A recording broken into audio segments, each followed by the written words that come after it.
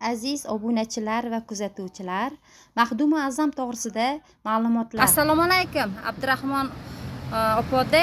Siz mana shu Maxdum Azam to'g'risida ma'lumotlar bilar ekansiz. Bizga aytib bersangiz, marhamat. Bemalol.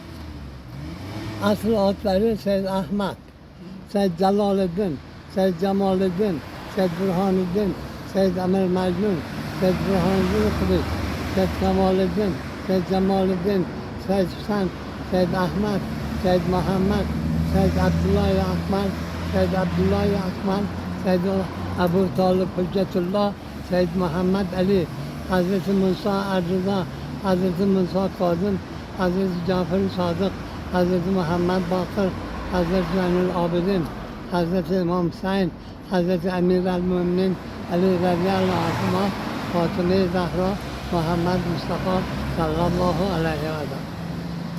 Tanjoningiz sog' bo'lsin. Payg'ambarzodalarga esa borishadi. Bularni hammasini tarixini mendan yaxshi biladigan yo'q. O'sha Samarqandga borganimda qabrlarida talabalarni bu kishi kim desam bilmayman dedi.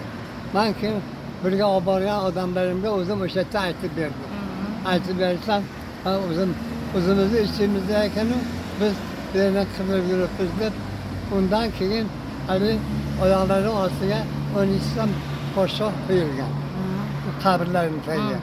Bironta avliyoni oyoq ostiga qo'yilmagan. O'sha kishini oyoq ostilariga 12 ta podshoh qo'yilgan. Endi u podshohlar hammasi endi hali obod bo'lib nima bo'ladi, nimaga bo'ladi deyapsizlar desa, shu Maxdum Azam buvamga kelgan fotohatdan biz bahra topaylik. Bu kishining tirikligida biz yaxshi tushunmadik, bilmadik deb 33 ta kitob yozganlar.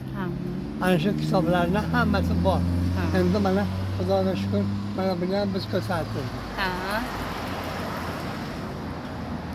Otalarini Said Jaloliddin buvamizdan qabrini ko'rsatdik.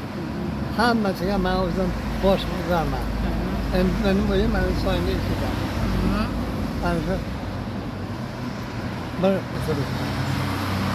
Yashang opoda, umringiz uzoq bo'lsin ilohim.